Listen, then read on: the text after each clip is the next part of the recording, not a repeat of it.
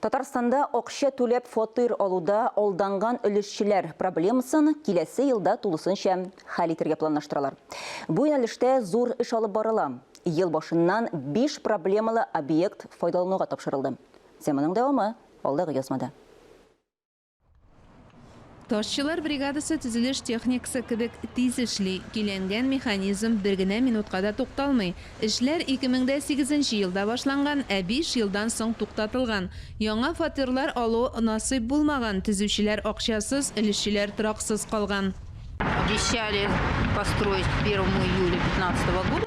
Килешү буенча 2015 елның 1 июленә йортны төзеп бетерергә тиешләр иде. Акчаны тулысынча шунда ук түләдек. Күп кеше кредитка акча алды. Шуңа өстәмә түләүләр дә булды. Яңа фатир безгә бик кыйммәткә төште. Кайберәүләре әле дә фатир яллап яши.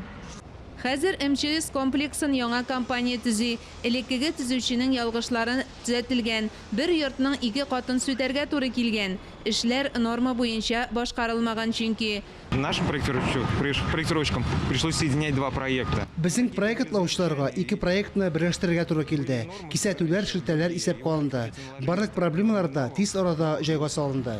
Төзүчеләр процессны тизләтергә тырыша. 3 сменада эшли. Бер үк вакытта мәйданчыкта 21 күтәрү краны һәм 1000нән артык белгеч эшли. Киләсе елда якынча 1200 гаилә фатирларга керә алачак. Алданған өлешчеләргә булышу илкүләм программасы эшли.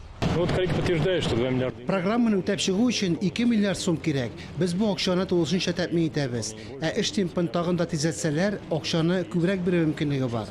Фонд белән килешүгә даими сәртмәләр кертелә. Татарстан бюджетына финанс ярдәме күрсәтелә. Финанслау нәтиҗәле бара. Эшләр молодежный торак комплексында да яңартылды. Өлешчеләргә ярдәм итү республика фонды булышкан. 190 фатирлы йорт куллануга бирелгән. Все, дождались бәйрәмгә.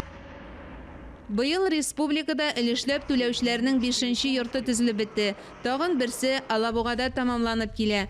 Моннан тыш 2 йортта өлешчеләрнең хокуклары яңартылды. Бүгенге көндә Татарстанда четерекле объектларның бердәм реестрында 17 йорт. Республикада алданған өлешчеләр проблемасын киләсе елда тулысынча хәл итәргә планлаштыралар.